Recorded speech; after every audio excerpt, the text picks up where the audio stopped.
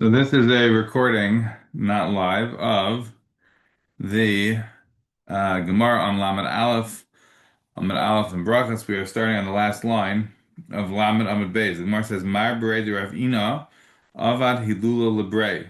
So Mar, the son of Rav Ina, made a party for his son's chasana. Chazinu l'Rabbanan davi kobad chetuva. He saw that the rabbis were having too much of a good time. So Isaac Casa de Mukrabas Arba Mezuze, Vitover Kamal Atzfu. So he took some fancy glass. Rashi says Kursos Chuchas Lavana, some sort of white glass, a white crystal, and it was worth 400 zuz, and he broke it in front of them. So they got upset.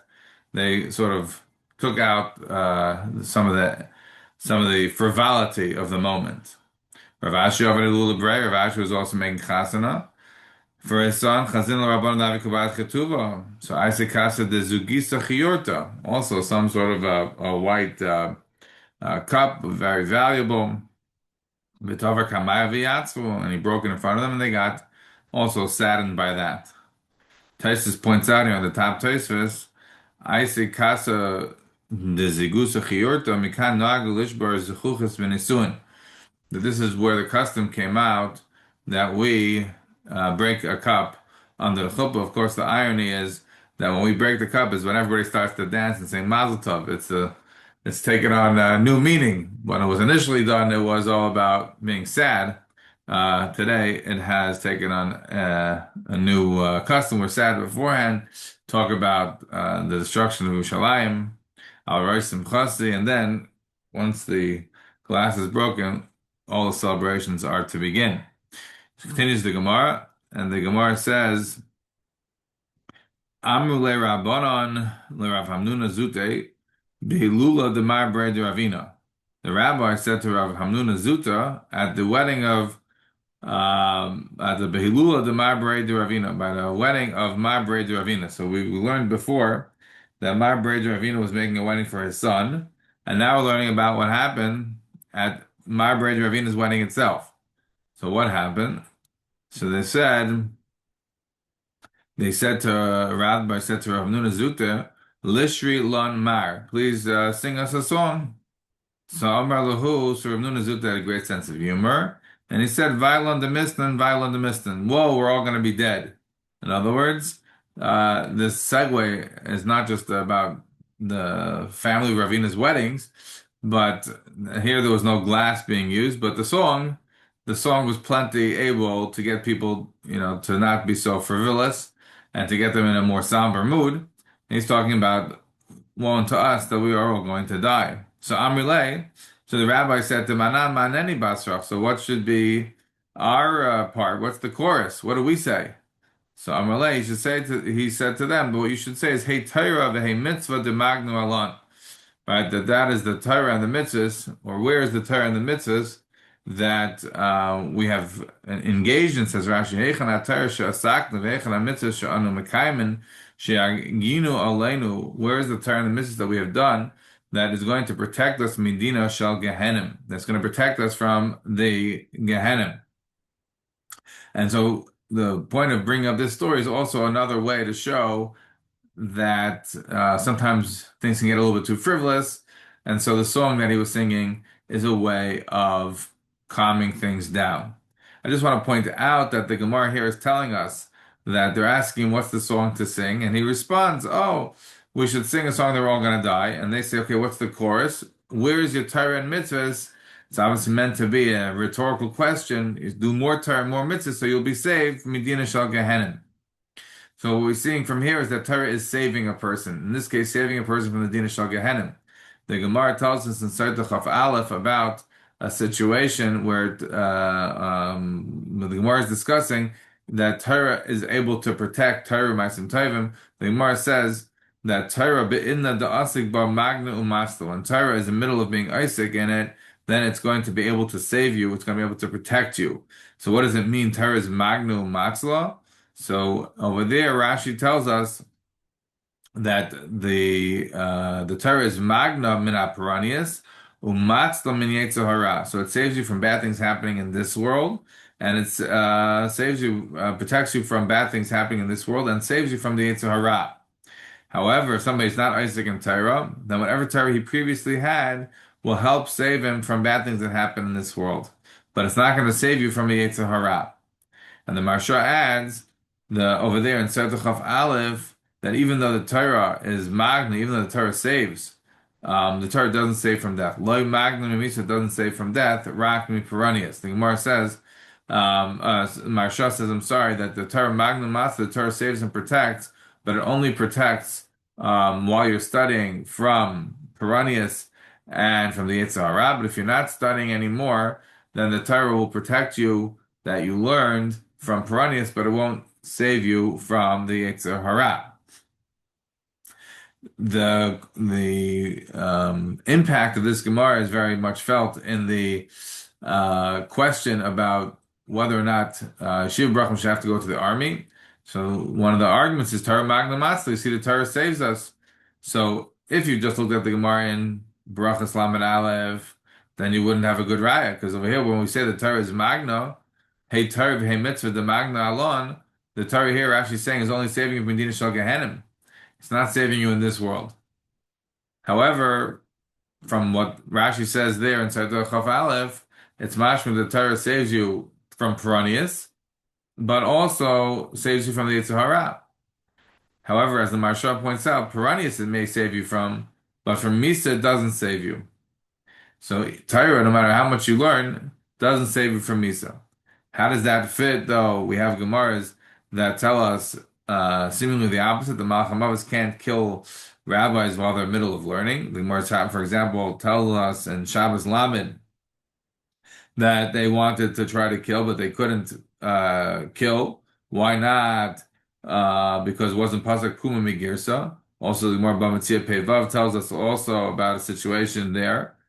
So clearly, situations that are pikuach nefesh are you're not going to say, oh, we said that the big three, right? It's not deicha pikuach nefesh, right? The big three averis, even if it's pikuach nefesh, you have to give up your life. So do you say, oh, somebody's learning it's a pikuach nefesh situation, you don't have to worry about it because Torah is magna matzla? Of course not. So there are degrees of where you could say Torah Magna Matzah that the Torah helps to protect. For example, the Gemara Babasha Ches tells us that Rabbanu like Tzrichim Netzerusa, the rabbis don't need to be protected.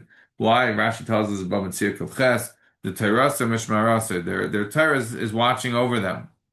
So they don't need it. But even though we said they don't need it, and so therefore you can't make them be necessarily be part of the chain gang that has to rebuild the walls. Nevertheless, they still have to be a part of the group that goes out to get water. They still have to be potentially paying taxes in order to repair the walls. Not 100% clear how far one says Torah Magna Matzah, but what is clear is that the Torah doesn't protect one from death. That one has to do basic hishtadlus for, unless it's a situation, presumably when one is such engrossed in Torah learning. We have, for example, also the Mar Bamatzia Pehei. We have somebody's mamish, Bamatzia Pevav, where somebody, the story about Rabbi Nachmani, where the people are so engaged in learning, the Malach HaMavis really has no power. But aside from that, the Malach HaMavis is able to do his thing. Continues the Gemara. So we went back and forth here in terms of the Torah saving a person. How much can it save a person? That becomes the refrain, the chorus that they are going to be singing. Says the Gemara, Amar Rabbi Yochanan. Amar Rabbi Yochanan Mishum Rashbi. Rabbi Yochanan says the name of Rabbi Shimon Bar Yochai. Also, it's forbidden for a person to laugh fully in this world. And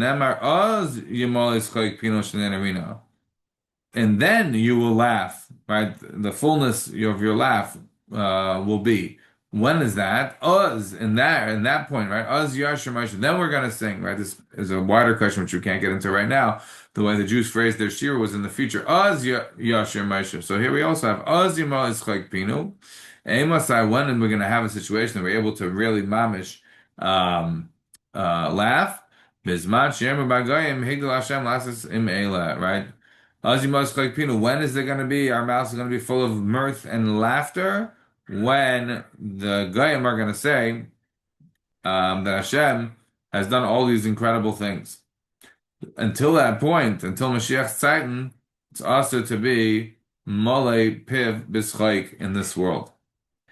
Amar Allah Rish Lakish, they said about Rish Lakish, Shemiyam of Mole Schaik Piv Bailam Hazeh, Mechisham Rabbi Yechon Rabbi, that he did not hear from Rabbi until Rish Lakish heard from Rabbi Yechon this idea that it's also for a person to be laughing so fully. With such mirth, such belly aching laughter or belly shaking laughter. He didn't laugh like that again. I'm not sure how much he did before, but he didn't laugh once he heard Rabbi Yochanan say this halacha. Reish Lakish made sure not to laugh again. In other words, Reish Lakish may have laughed like that previously, but he did not continuously after he had heard that. That's number one. Number two, notice that this Gemara here talks about Rabbi Shlakish um, as his Rebbe. Rabbi Yochanan is Rabbi Shlakish's Rebbe. It is certainly true that Rabbi Yochanan is the one who tutored him when Rabbi Shlakish was a bit of a brigand.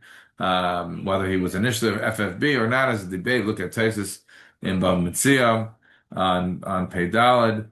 But whatever, regardless of what Rabbi Shlakish was or was not, certainly Rabbi Yochanan, even though later on he becomes his brother-in-law, and his chavrusa was also his rebbe, and so the Gemara is pointing out that he was makabelis from Rabbi Yochanan and no longer laughed.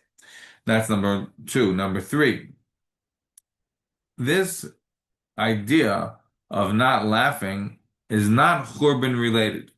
There is a separate stream. Look at the Gemara in Basra Samach about the Rabu Perushim after the destruction of the second bias, that they didn't want to eat meat and they didn't want to get married. They wanted to sort of be in mourning for the lost temple. So we understand. This is a different kind of idea. This has nothing to do with the Beis HaMikdash per se. My argument is that this has to do with this world. We don't want to laugh in a world like this, not because of the Beis HaMikdash, but because our spiritual temperament needs to be such that we have to be closer to the Rebbeinu Shalom, regardless if there was a Beis HaMikdash or not a Beis HaMikdash. That is to say, while the signpost for when you might be able to laugh again is when Ozi Mois Chayik Pino Sheimino, when Bizman Sheyim Ragayim Higdal Hashem Lasis Amela. But since it's come from Shem Rechai, I don't think that it's a Beis HaMikdash related point. I think it's a Shem Rechai related point.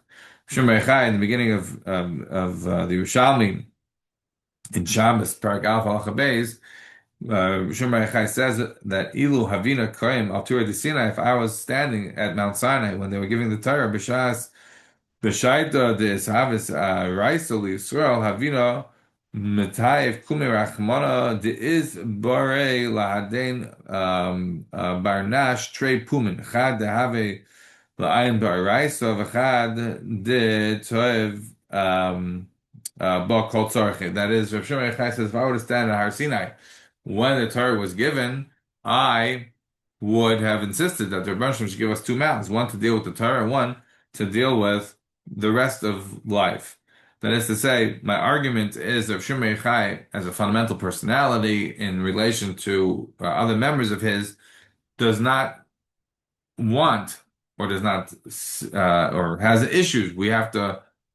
He goes through his own trajectory. Look, in Shabbos, the whole story of Shimon Yochai on Laman Gimel, where he comes initially out of the cave and wants to burn everybody up, and then eventually he learns how to live with it, but his son or Blazer Rav Shimon does not. A whole Maisa there. But for our purposes now, that is the argument I'd like to make, is that this idea of not laughing too much, the Olam Hazeh, it's a word of Olam Hazeh. It's also Am Sheimalis Chaypiv Ba'olam Hazeh. It's a word of Olam Hazeh.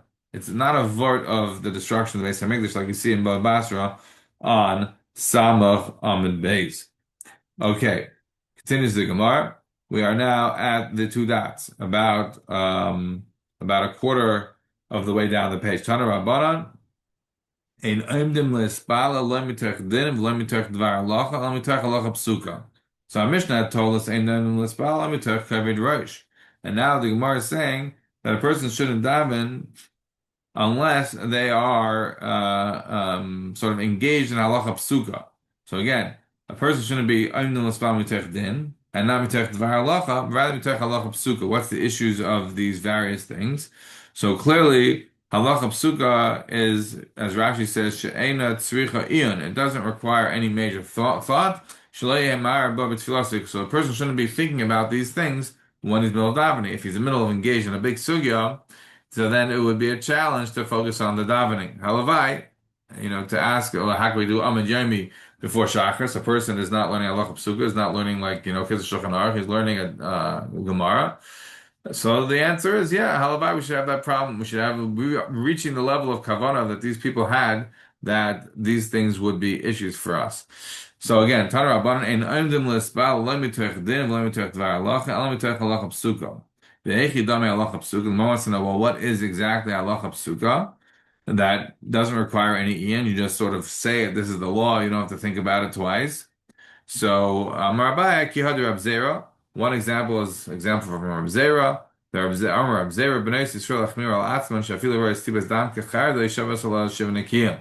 Rab Zera said that the B'nai Yisrael, even though they didn't have to mitzad Torah law, nevertheless were machmer if they saw any type of a blood, even like small, like a mustard seed, they would act as though they had become nidus and would sit on that for 7 days. Again, it's not meant here to be going into the logic of this and to the halachic applications of this, but it's simply meant to show you that there's a simple law, an apodictic law, easy to remember, that the Bnei Yisrael were machmer on themselves, and this is the kind of law that one could learn before they come into davening, because it will not take one's mind off too much. Rav Amar, a different one. Ki had Rav Aishia, the Amar Rav Aishia, Maram on Matzvuasa, Machnitza b'moed shalah. A person is able to sort of do a little bit of a trick with his tvua and bring in with the chaff. Kadesh de behemta echel subtur min meiser. So the zanam could eat and still nevertheless be pater from meiser. Again, a similar idea without having to get into many details. But the basic premise here is that you're not yet mischayv meiser min atayra. Unless the produce sees the house. But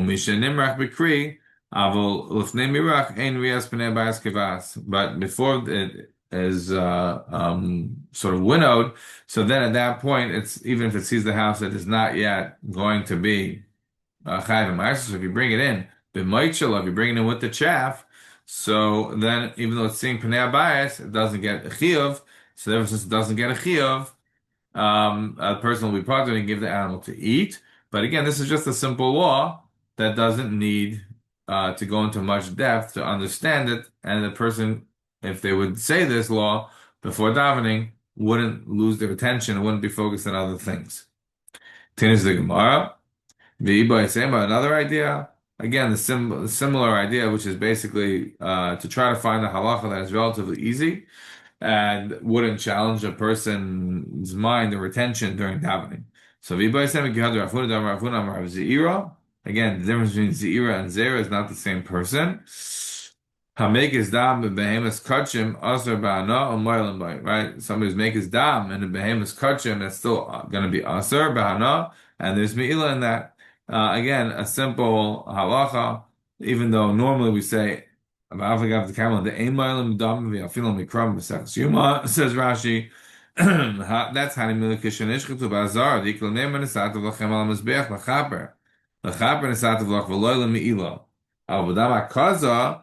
But the blood you take out from bloodletting, so then there's meila in that. Then if a person take on off from that, so then you have to bring a carbon meila. And Rashi concludes, "V'hanach havin halachas psukais she'ein aleim kushais." These are simple laws that don't have any kashas or tirutzim she'ein tzarich l'havin that would make you think. So we have number one, ladies are machmer on themselves. Number two, there's a way to bring in produce without making a chayv meiser, and also the idea that there is me'ilah in the dam when somebody's making his dam and the behemoth that is from kachim. But the wider point is, it seems to be a little bit different than what we said in the Mishnah. The Mishnah said, "Ein none l'spala mitech kavod reish." You have to have the a strong sense of the godly on you. You have to have a certain sense of the fear of heaven on you. Kavod reish, Rashi says, is hachna in the Mishnah. You have to have a certain right being frivolous, being too happy. This is not hachna. This is not kavod reish. But this Gemara doesn't say that. This Gemara says, "Ein dan l'spal lemitech then lemitech dvar halacha lemitech halacha psuka," that you are able to daven when you are focused on halacha psuka. That's the right way to come into davening.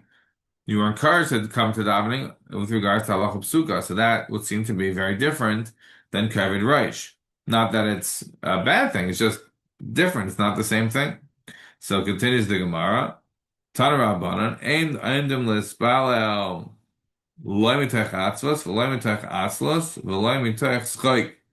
Person doesn't get up to daven when he's sad or when he's having atzlos, and not when he's having too much laughter. Not when he's like schmoozing too much. And and not when he's too lightheaded. Not from idle nothingness. Mitzvah. But rather, he can get up to daven simcha shel mitzvah. What is simcha shel mitzvah? So Rashi tells us that simcha shel mitzvah is kigoin divrei tanchumim. Um, Rashi says, what is simcha shel mitzvah? Kigoin divrei tanchumim shel Torah. Divrei tanchumim of Torah. So things that will comfort you from Torah. Kigoin. Samach legulas Mitzrayim and samach letila David shu shel shevach v'tanchumin. Right, the Psukei de Zimra sounds like from Rashi is both a shevach and a tanchumin. Kegoin retzayin yirei yaseh. Right, Hashem will do the will of His people that fear Him. Shema Hashem is kolei havav. Hashem will watch over those that love Him. Kegoin mekrois has to do it b'tfilas avos k'leitesha Hashem es amma v'chiyetzi behen. So according to Rashi, what does it mean? Simcha shel mitzvah is divrei tanchumin shel Torah. Right? It's the Torah, it's words of Torah, but they are soothing a person. They are calming a person, comforting a person.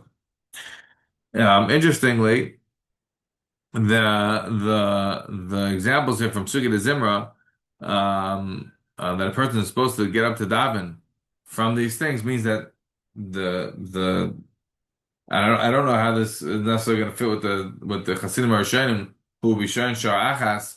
If the showing Shar Achas includes this divrei Tanchumin Shal Torah, I'm not sure. But what seems clear is that this piece or part of the davening would be utilized as a way to get a person in the mood to daven, to say the tefillah, to get to the Shema and the Shemona Esrei. And saying these kinds of psukim will help get a person to hachno, will help get a person to feel the right thoughts that they're supposed to have when they're going to be davening Shemona Esrei, Shemona Esrei. But it's interesting that Rashi uses a Zazal Lashon that Simcha Shel Mitzvah is Divrei Tanchumin Shel Torah. If you look in Shabbos on Lamed Amud Beis, over there Shlomo Melech says V'shibachti ani es Simcha. What does it mean, Shiba? I praise the Simcha. The Gemara explains that the Simcha that Shlomo Melech praised is the Simcha Shel Mitzvah. And Rashi says, Kegoynach Nasas Kala. Right? Shibachti as a Simcha. What's the Simcha? The Simcha of Simcha's of Hachnasas Kala. And afterwards, the Gemara says, V'acharkach, the Gemara says that the Shechina is not going to be Shara, Lemitech Atzvus, Lemitech Shkoik, Lemitech Kalas Reish, etc. So, very similar to our Gemara here. Here we say, Ein oimdim l'spal lemitech atz, lemitech atz, lemitech som, lemitech sichov, lemitech kalas reish. And over there we say the Shechina doesn't stay with a person unless if they're in matzav of sadness, etc., or kalas reish, all the like. It only can come if a person is roy and ready for it. So very similar Gemaras. One is talking about the getting the nevuah, and one is talking about being ready to daven. So I would also mention that the Gemara says that the Shechina is Shrui M'Teich Simcha Shel Mitzvah, and over there the Elisha says Kachli Menagin, get me somebody who can play an instrument, so it'll help me get into the right mood. So you see that with regards to nevuah, and maybe even more continuous with regards to halacha, etc., that for simcha shal mitzvah, you need to be in a certain kind of a mindset. Remember, you can get there with a music player, etc. So it's not just limited to davening; it's more broadly than that. Um, would also mention that if you look in the Torah in Archaim Tzadi Gimel. There, the Torah points out that Simcha Shal Mitzvah is when you say Psukim de Zimra, Mishum Sha'isik B'divrei Torah, Sha'atayr Misamchasai. So the lashon of the Torah is that a person, we just said, that a person is not supposed to be davening unless they have Simcha Shal Mitzvah. So Rashi tells us that Psukim de Zimra is the way you get Simcha Shal Mitzvah because Divrei Tanchumin Shal Torah, and the Torah disagrees. The Torah says that what it is it's words of Torah. Why are we saying words of Torah in Sugya Zimra? Because somebody's Isaac in Divrei Torah, the Torah is going to be Sameach, the Torah is going to make them happy. So it's not a vart in the Sugim that we're saying, the Divrei Tanchumin Shal Torah, but rather it's the Torah itself, it's learning Torah, it's saying over Sugim that will get a person into a happy mood. Um, however, if you look at the Mechaber in our Chan Tzadi Gimel Beis, the Mechaber is on Rashi. The Mechaber says that it's not Simcha Shal Mitzvah like the Torah, but rather it can go in different Tanchum Shal Torah. So clearly, this is a machlokes that spanned a bunch of generations as to what does it mean when we say that a person is not supposed to be davening el mitoich simcha shel mitzvah. What is simcha shel mitzvah? Either it is saying a word of Torah because they're misameach, because Torah is misameach a person, or we're saying it's different tachum to the Torah. It's comforting, soothing words from the Torah that will make a person feel better about themselves. Whether or not they're an afkamidas, etc., is all not for the moment. So continues the Gemara. Pater adam mechaber. A person shouldn't leave his friend. A person shouldn't leave his friend. Again, the same idea. Just schmoozing, or battling, or just other random frivolity. But rather for something in learning. Here it doesn't say halacha psuka, but anything in learning. Shekem atzim and neviim rishayim. We already find this idea already by the neviim rishayim. Shasimu devreim v'divrei shvach v'tanchumim. They finished their words when they would finish saying something. They would finish it with praise for the Rebbeinu Shalom and tanchumim and various words of comfort. I should note that if you look at the Rambam finishes every sefer with hortatory words, perhaps because this idea that when a person is going to be leaving his friend,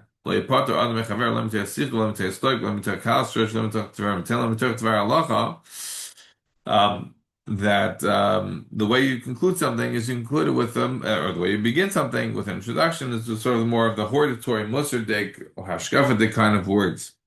The irony is, of course, that it's Hilchos Tshuva. The Rambam doesn't end like that, but presumably that's because the whole of Hilchos Tshuva was dedicated already to that kind of more agadic understanding. Continues the Gemara. So we are now up to the intermediate wide lines. The intermediate wide lines. So the Gemara said, she came to the Hashem should see with the Rebbe the Rishach Nachum. V'chein Tana Mary Bray the Rav Huna, Bray the Rav Yirmiyah Bar Abba. So too we learn from Mar Bray the Rav Huna, who was the son of Yirmiyah Bar Abba. Al Yipader Adam Mecha Beray El Mitech Devar Halacha. A person should only leave away from his friend only through halacha. Shemitech Kach Zachrer, because he'll remember him as a result of that. If you're going to just sort of separate without having a real diyun on something before, and then it'll be easy to forget it. Kiyadu Rav Kahana. This is like the Ma'aser Rav Kahana. Al Vaye L'Rav Sim Bar Ashi from Narabid Tzniso.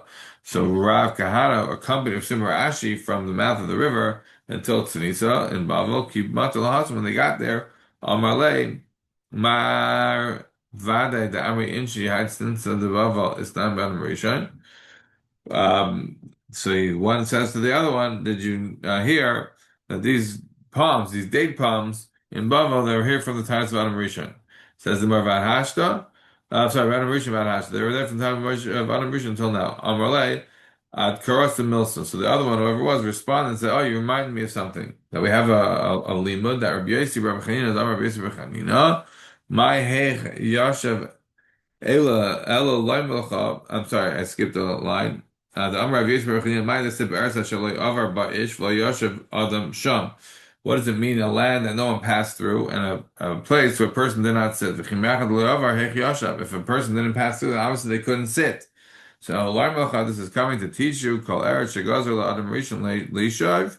Wherever Adam Rishon decided something would be living, something would be extant. So then that's where people moved. He, as it were, by virtue of his incredible foresight, was able to pick out the places that people in the world will actually live at. So it says the if a person's not going to pass through, how are they going to sit? Of course, obviously, it means a situation where the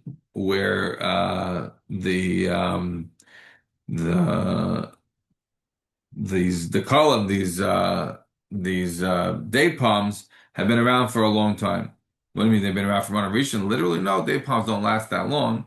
But the idea being that it was cultivated, it was civilized, because any way the generation picked for human civilization would work.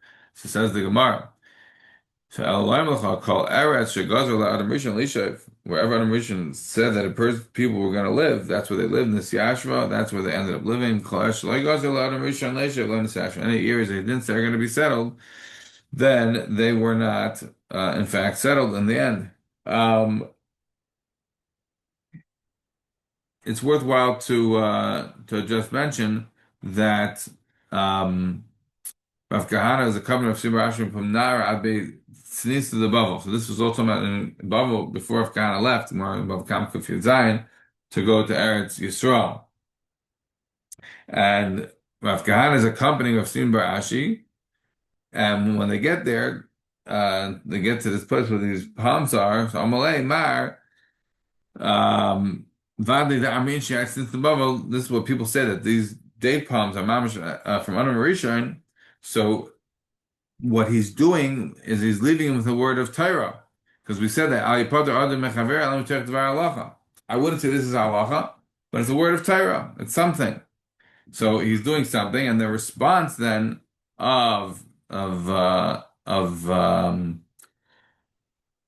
do you call of Rav Simon Barashi was, yeah, in fact, you reminded me of something, and this something is that the land of the world is settled, is civilized in proportion to whatever Adam Rishon has previously predicted. If he hadn't predicted it, then it wouldn't have been settled. So the Gemara, last Gemara here before the two dots, is the Gemara says, Rav Mordechai,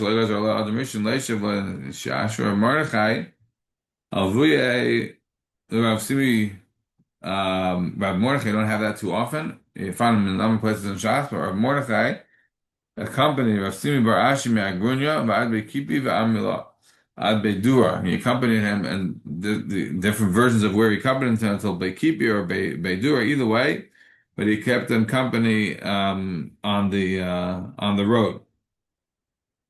So what do you call it? The Gemara now has made it clear that there are different extensions of this idea of not having too much kalas roish. Rashbi said, as a general matter, one shouldn't have it. But we said when it comes to davening, a person has to have in mind, halacha psukas has to have in mind simple things. Ideally, you should have simcha shel mitzvah, which we explained either divrei tchumen shel Torah, or the very fact that he's saying over psukim will sameach him. Either way, we see that when people are walking away from each other, saying goodbye for potentially a long time, they're talking words of Torah, and that's the goal. That's the idea. Tana Rabbanan, we're at the two dots. Hamaspal tzar shechavan esli b'lashamayim. A person who's davening has to have kavanah to his Father in heaven. Abishol Omer similar davar. What is the simon to this idea that a person who's davening has to be doing so in a manner that will have in mind the Rebbeinu Shalom. So he has to have his kavod reish. He has to have do it halacha psuga. He has to do terech shel mitzvah. And now we have the new Gemara at the two dots, a few lines from the widest lines. Tana Rabbanan Mispal Tzar Shechavan Esliber Lashamayim. A person who davens has to have kavana for their Rebbeinu Shalom. Is that any different than what we said before in terms of kavod reish? No, it's basically the same idea. Kalas reish Rashi tells us chiluf shel kavod reish. That's almost the opposite. But here we're saying is something very similar. A person has to be having kavana. He has to have his kavana. We already said in the Gemara that we had earlier that if a person as la'olam yimod anam asatzmai, we had the Gemara on Lamed Amud Beis. In Yachol Achavin Eslib Yispal, if he's able to have kavanah, he should daven v'im lav al Yispal. If he can't, he shouldn't daven. At this time, he should wait till he gets a better ability to concentrate. So again, says the Gemara to that a person who wants to daven has to have kavanah. What is the symbol for this? Talking libam takshavas necha. Right, somebody prepares their heart is going to be able to hear with their ears effectively. If you prepare your heart, then you'll be able to hear with your ears, as Rashi says. Tanam Tanya, Rabbi Bryce, Rabbi Huda, Kach Chamin Hashem Akiva. This was the approach of Rabbi Kiva. Shem Espal Matzibar and Mekatzav Va'ila. When Rabbi Kiva would daven, he would be very short. Why would they tzarcha tzibur? Right, because we didn't want him to serve the congregation. But if Shahem Espal Ben Navanas, when he davened alone. Why was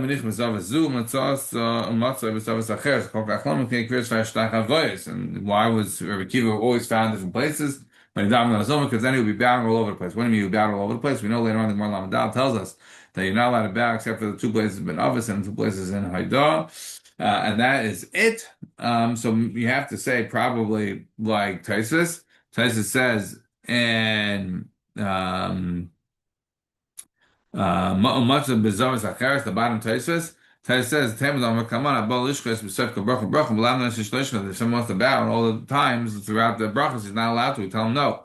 Tears for Rabbi Yosef the Hachamar Takanunim. Doesn't mean that he was moving around during the Shemana Esrei. He was moving around after the Shemana Esrei. But in here it says that doesn't make sense. Because obviously, from the lashon that we said about Rabbi Kiva, he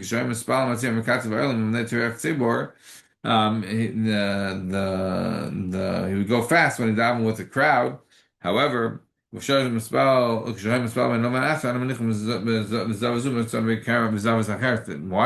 Krias Shtach Havayis was in a situation where he wasn't with the tzibur, he was davening b'yechidos. So we already said that a person, when they want to come and bow by all the brachas, is not supposed to bow. To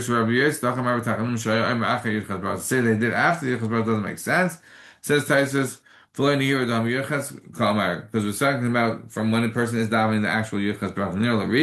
That what do we mean? What we mean is that at the end of every bracha it's also for him to bow down. But to bow in the middle of the bracha is mutter. We call that chuckling. When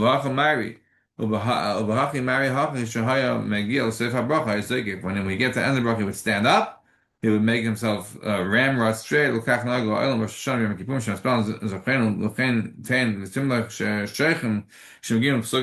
Right, that most people davening on Rosh Hashanah Kippur in a more bowed fashion, but it'll say brachas kufin, but they at the end of the bracha they stand up straight. But they would stand up by the end of the brachas, and it shouldn't be considered bowing by the end of the middle brachas or whichever bracha we have. The only time you bow is by the beginning of Shemana Esrei, Magen Avram, Maidim, and Elchan Elohidais. So, according to the way this is learning, the way Taisus is learning, he was most likely bowing down during the times of Shemana Esrei in between the brachas, not at the beginning or the end. We should just mention that later on we can see on Lamed Daled a situation where somebody was davening too long. Somebody was davening too long, and they made fun of him. And they called him that somebody who was so the Gemara says that Eliezer was Marach Yeshamidai. So and he responded and he said, Kama Arkin, who's that? What a lengthy person is this person? He was davening way too long. And so such a thing happens when somebody davening too long. And they had another example, somebody davening too short. We also already saw the other day. We also saw the other day that somebody who's going to daven too long is going to be upset. Potentially, gonna be returned his feelings empty-handed if he davens very long. So that is also not an ideal situation. We have that. We have that Gemara as well on. So the Gemara told us there on Lamed Beis, Amar Rav Chanan, Amar Rav Chanina, Kol March Mitzvahs and Tfilas Chazer Shregim. Somebody davens long, his tefillah is not going to come back empty. But the Gemara then said, Amar Rav Yechon, Kol March Mitzvahs Ma'ayim Basef Bo L'Dei Karev Liv. Somebody davens very long, he's going to be very upset. So in any event, so we said Rabbi Akiva was very thoughtful that when it came to davening in public, he davened short. When he davened alone, he davened long, and he was full of bowing and sort of shuckling. Whether or not shuckling is ideal or not is discussed in the way the Aruch HaShulchan paskins is essentially depending on what is better for you. Whatever increases your kavanah. If it's better to stand ramrod straight, do that. If it's better to shuckle. Rabbi Akiva sounds like he was doing very major shuckling with kriyas and shtach all the way. Continues the Gemara, Amar Rav Chiya bar Abba lo nispal adam bebayis sheyesh bechalonis. What a person davens, they should daven in a house, in a base madrash, base knesses that has windows. How many windows? 12 windows. That is a separate halacha that we bring down. Kivem pesichon lei. Right? It's why should it be open? Why do you have to have windows? Presumably. It's actually not so clear why windows are helpful, but some of the commentaries explain that a person should daven in a place that has windows because when they have a window, they're going to look outside and they're going to say, "Wow!" They're going to be inspired by the outside, and as a result of that, they're going to have more kavanah. Obviously, if it's a situation where a person is going to be less than inspired or have the reverse inspiration, then it would not be ideal to be standing next to the window. You think maybe a person could daven all day? Daniel, we already said that we learned that Daniel was in Plasa, that you only have 3 times a day to daven. You would think maybe when they got back from the Gulf, then maybe you would no longer be having to daven. So Barnemar, Dayu Evan Mikadamad's Donna, right? That you continue on with the approach of the davening, even though they have a Beis Hamikdash, etc. You don't stop with the regular approach of davening. Yochim Shabbat Gerla Hochla, his Hatfila Azayis Hochla Kumain Neschala Avakadim Lachain Lahai Ragel B'Kach. Maybe they weren't used to doing it. So maybe once they came into Gullus, they wouldn't be doing this. No, for Nemar Daihu Avim Kadamas Donna, that you have to still do it. Maybe a person should daven in any direction. Tam Lem Neged Yerushalayim, that a person has to daven facing Yerushalayim. Again, we had this as a Gemara. Later on, the Gemara tells us that everybody, when they daven, everybody's going to end up facing Yerushalayim in their direction. We had the Gemara on Lamed Amud Aleph.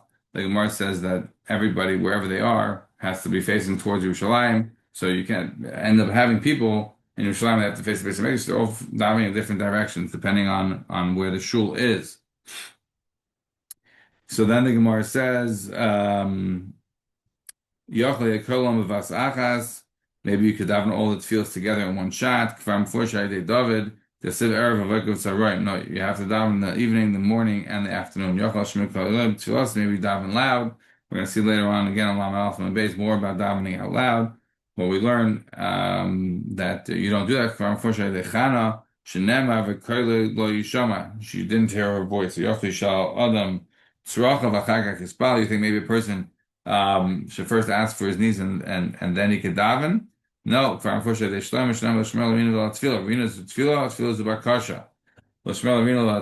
you have to daven. First you have to set up your shvachim for the Rebbeinu Shalom, and then you can ask for your needs. Says the Gemara, Rina Zutfila Zubakasha. So, Ein Armedavar Acher Emes V'yatzev. A person should not say anything after Emes V'yatzev. Aval Achar Tfila Filik Seder Vidui. Shal Yom HaKippurim. But he could say after he finished davening, even the Vidui of Yom Kippur, he could say a lot after davening. And we read Silimar and Yudches, all the different things that people ended their tefillas with. Even though we say a person is able to ask for their needs in Shemei Tefillah, in Baal Leimer, Achat Tefillah, I feel like say the Shemei Kippurim, Omer. But if you would like to add in more and say a lot more after Shemana Esrei, it's no problem. He is 100% allowed to do so. We are finished now for Lamed Aleph, Amud Aleph. Have a wonderful day.